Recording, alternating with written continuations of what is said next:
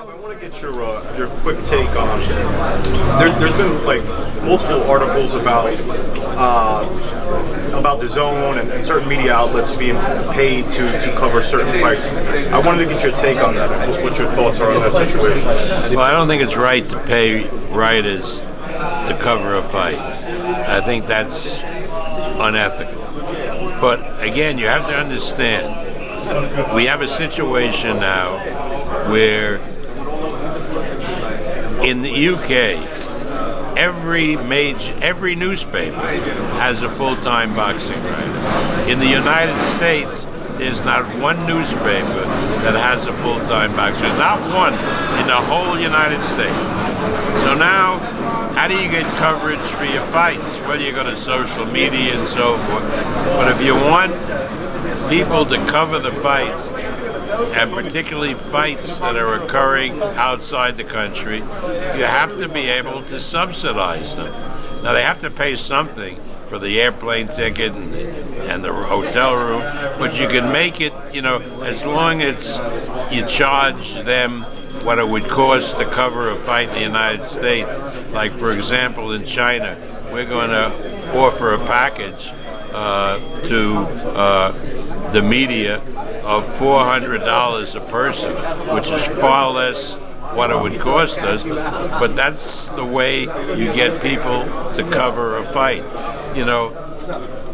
This last fight in Saudi Arabia, where they're fighting for 3 titles, and they get no coverage at all practically because it was so expensive for the media to afford it. This is not like the old days when every paper, as I said, had a boxing writer, and the New York Times would send the writer wherever the fight was.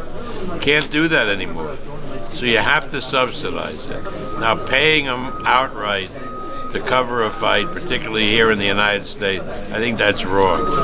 Or paying all of the expenses of a guy to go to China, that's wrong. But you charge a reasonably small amount so that everybody can afford to do it. I think that's okay. That's the only solution that I have. Do you think there should be full transparency? Like, if you absolutely are sponsored, let it be known? Full transparency. I mean, when you do something that you can justify for various reasons, and you hide it, it begins to smell. And it doesn't have to. I mean, I'm saying that in my fights overseas, what we're going to do is offer a reasonable amount, which will be which won't cover the expenses, but will be a reasonable payment. And any media that wants to go will be able to go.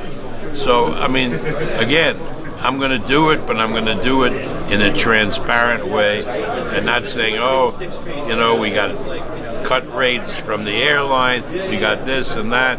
So, the real cost of going to China and staying there is $400. That's ridiculous. That's crazy. Announce it for what it is. Bob, how you been able to adjust everything from the going to the app to assessing the media, doing this for 50, 60 years? What makes you adaptable and stay kind of like a step ahead of the game, even at your age? Well, I think that's responsible for my longevity, because I come from a time where there were no cell phones. It's hard to believe where